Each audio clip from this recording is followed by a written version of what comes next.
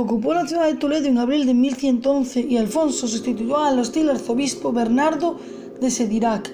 Toledo tendría una guarnición aragonesa a mando de un comandante de nombre Oriel hasta 1113. Alfonso terminó de suprimir la revuelta castellana ese mismo año, en la batalla de Cantespina, del 26 de octubre de 1110. Cita en el actual municipio segoviano de Fresno de Cantespino. Obtuvo otra victoria. Se enfrentaron las huestes navarro-aragonesas de Alfonso y del conde Enrique de Borgoña contra las tropas fieles de Urraca y Gómez González. Las fuerzas de Alfonso se encontraban debilitadas por el abandono de la facción de Pedro Ansúrez, que se había pasado a Urraca. Sin embargo, el bando de Urraca no estaba tampoco unido debido a los celos entre sus favoritos, los condes Gómez González y Pedro González de Lara. La batalla fue una victoria absoluta de Alfonso, que no solo aniquiló las fuerzas enemigas, sino que supuso la muerte del conde Levantisco, dejando a la reina en muy mala situación. Diversas localidades del sur castellano cayeron entonces en manos de los partidarios de Alfonso. Urraca optó por pactar con el conde Enrique, ofreciéndole la participación del reino como había hecho Alfonso. Logró que el conde cambiase de bando, y juntos asediaron al soberano aragonés de Peñafiel, aunque no pudieron rendir la plaza. Al mismo tiempo que marchaban al norte a trazar la división del reino, Urraca trataba en secreto con Alfonso.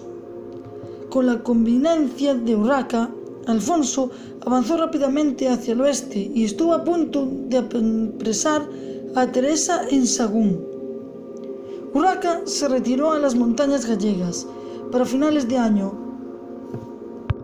la nobleza gallega, encabezada por el obispo de Santiago de Compostela, Diego Gelmírez, y el tutor del infante Pedro Foilaz, el conde de Traba, pasó a liderar la oposición a Alfonso I, tras la separación de Cantespina. Y el ayo del joven príncipe proclama en la catedral de Santiago a Alfonso Raimúndez, con 7 años de edad, rey de Galicia, el 19 de septiembre de 1111. Es discutido el sentido de esta proclamación, sin que pueda decidirse si se pretendía con ello establecer un reino independiente o no. Pero lo más probable es que simplemente se tratara de otorgar la categoría de conregnante a Alfonso Raimúndez, con un grado igual al de su madre Urraca. La inhábil política de Gelmírez, al no facilitar la sumisión de Portugal, cerró el camino para el triunfo de la revuelta, que obtuvo apoyo entre la nobleza gallega, pero que también generó opositores entre los sectores partidarios de Alfonso I el Batallador, como ocurrió en Lugo. Esta plaza fue sometida por los enemigos de Alfonso antes de que estos marchasen a León. La actitud de Urraca en todo conflicto es discutida. Dicen que es una fuente parcial, pues se trata de una biografía dedicada a exaltar la política del obispo Gelmírez. Señala que Urraca estuvo de acuerdo con la coronación de Alfonso Raimúndez, pese a que eso hubiera supuesto aceptar una corregencia dirigida por Gelmírez y sus colaboradores.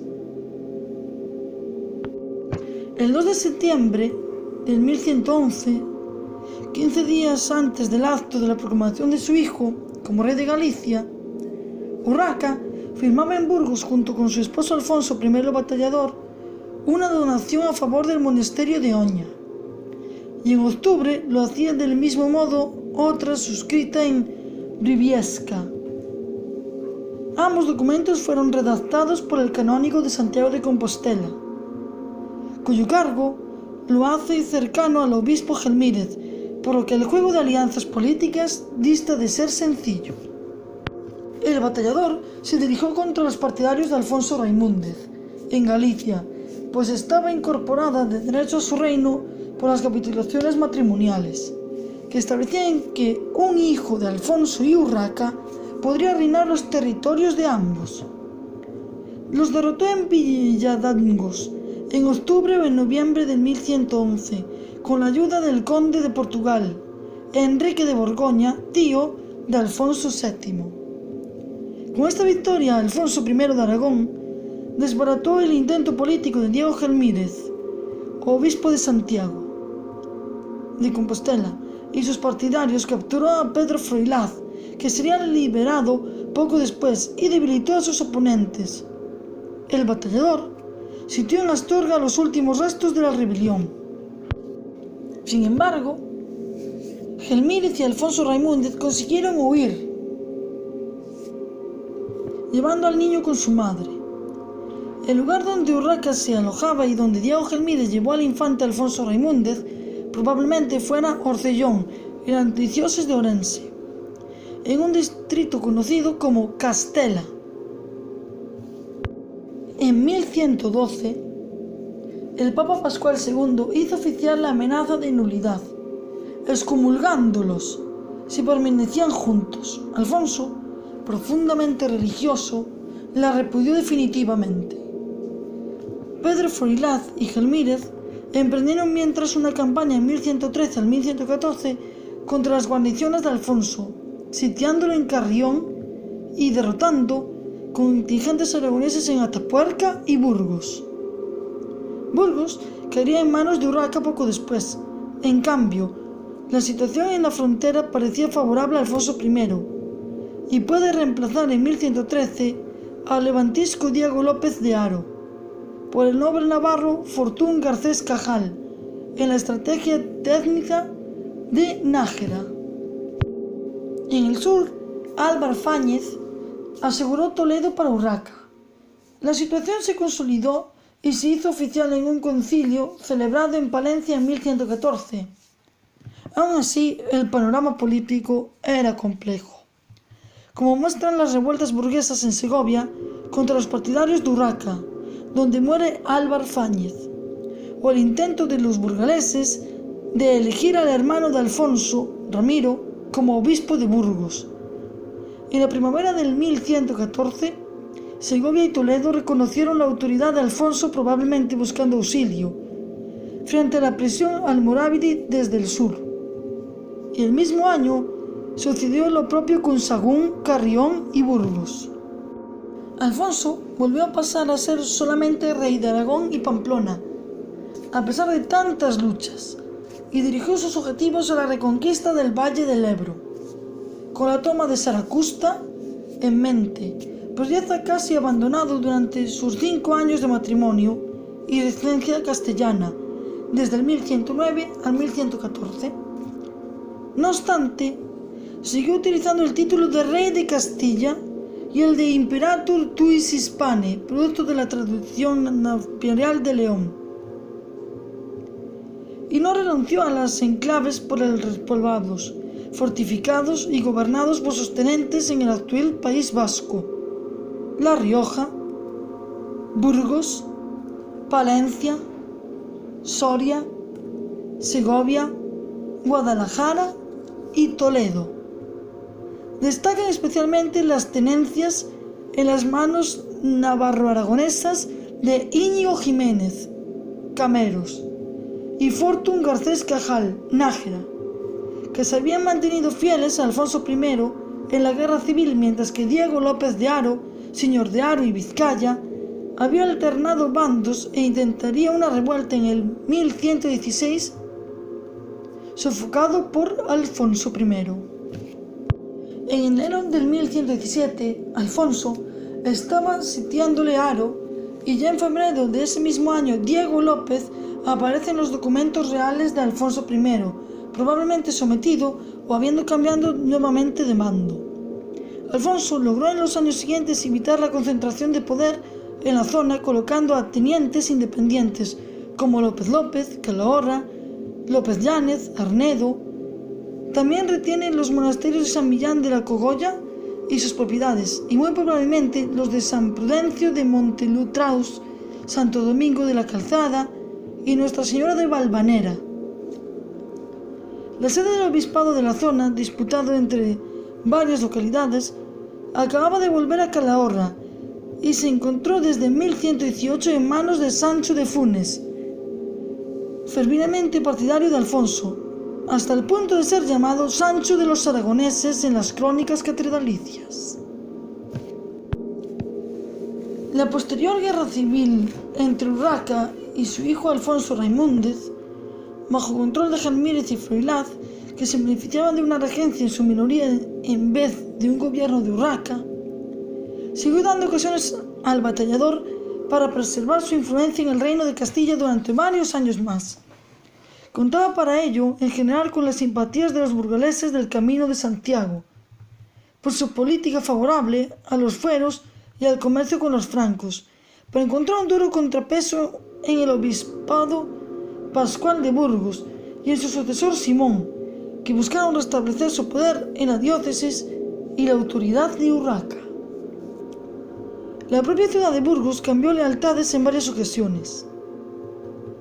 Alfonso también mantuvo buenas relaciones con los territorios castellanos en la frontera con los musulmanes, constando en documento actos regios que afectaban a las poblaciones como Sepúlveda, Pedraza, Sotosalvos o Segovia, e incluso años después de la nulidad de matrimonio. La reprobación de Alfonso I de zonas de frontera, su asistencia a Toledo contra incursiones morárabes o su reconquista en el 1112 a los musulmanes de localidades sorianas como Campisálavos, Atienza y Medinaceli.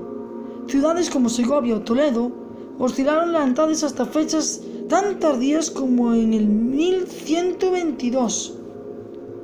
Algunos autores han señalado que en el choque entre el partido borgoñón de Gelmírez y el aragonés de Alfonso mostraba un conflicto más profundo en la forma de llevar a cabo la reconquista, donde Gelmírez representaba la continuidad de la política feudal de Alfonso VI y el batallador, la continuidad de la visión de hombres de la frontera del Cid. En ese marco, Alfonso I tendría el apoyo del campesinado, que buscaba tierras seguras tanto de los ataques musulmanes como de los grandes poderes feudales del propio reino. En oposición a Alfonso, además del empuje almorávide, se encontraba la sede de Toledo, que tenía categoría arciobispal y reclamaba nombrar obispos para Sigüenza y Osma. Aunque los contraataques musulmanes habían privado a los obispos nombrados por Menado de Sedirac el control efectivo sobre los territorios que reclamaban. Contribuyeron otro factor para que Alfonso no terminara de consolidar su dominio en dichas zonas. En 1117 se descubrió una tregua con Urraca, que renovó en el 1120. Siguió titulándose señor de Castilla e indeterminadamente emperador. A finales del verano y durante el otoño del 1122 hizo una amplia incursión en Castilla, pasando por Olmedo y Fresno, por tierras entonces dominadas por el infante Alfonso Raimúndez, al que se cree que deseaba intimidar para que respetase la tregua que había acordado años antes con su madre. Sus actos en las tierras del sur del Duero fueron en general conciliatorias, para que los leoneses y la campaña fructífera, pues el soberano aragonés no volvió a estas regiones durante el reinado de Urraca.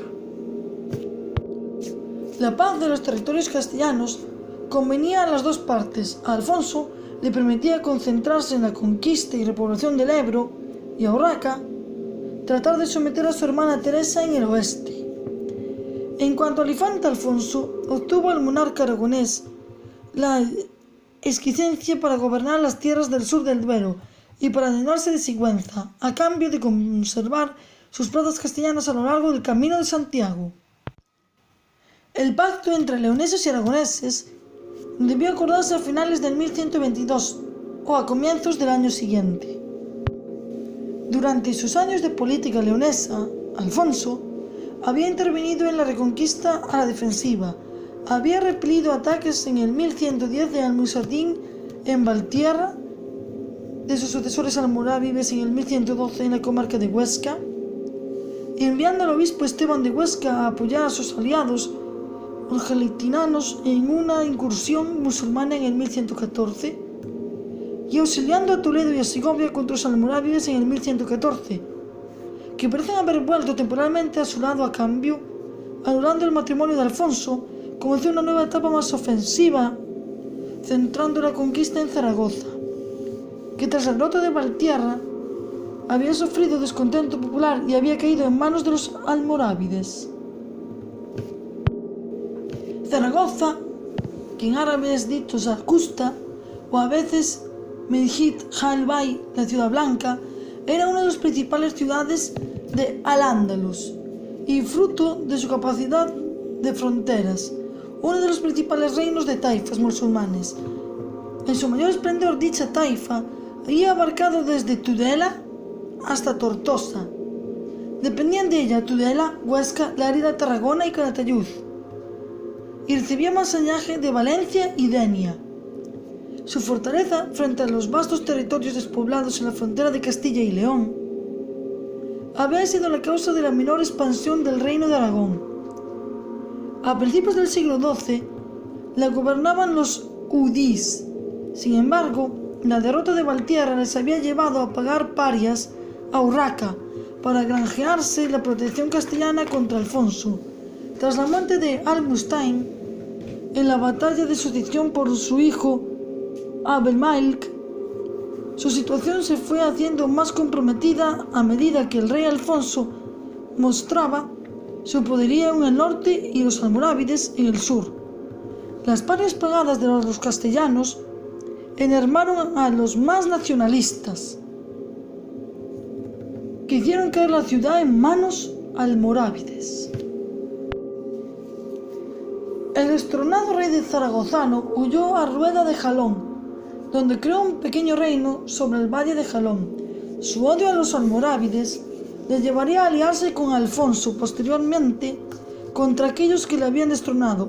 El gobierno almorávide en la ciudad del Ebro vino personificado por Muhammad ibn Ayal, que había retomado Valencia tras su captura por el Cid en el 1110 al 1115, e Ibn Filtif, cuyo gobierno vino marcado por sus desvanecidas con el filósofo y visir Aben Pacé, 1115-1117. Su único avance contra Alfonso fue la toma de la frontera de Juslibol. En 1117 la ciudad de Zaragoza quedó tras la muerte del gobernador en manos del rey de Murcia. Desde el 1115, Alfonso retomó la estrategia de pinza para asediar Zaragoza por el oeste y el este. Los primeros movimientos de Alfonso fueron dirigidos a restaurar y ampliar la frontera occidental frente a Tudela, que había sufrido la expedición de Al-Mustain en 1110.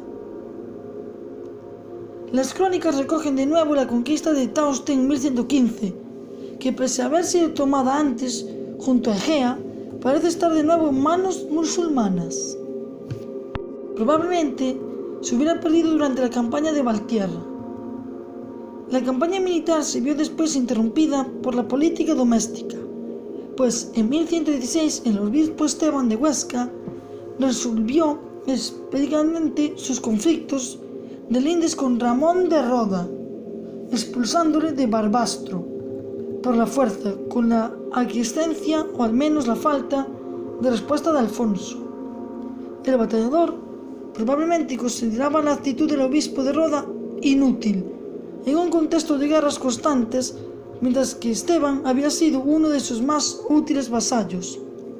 Ramón se exilió en Francia mientras que Esteban volvía a tensar su relación con el papado, al que ya se había enfrentado en tiempos de Pedro I por sus disputas con el obispo de Pamplona.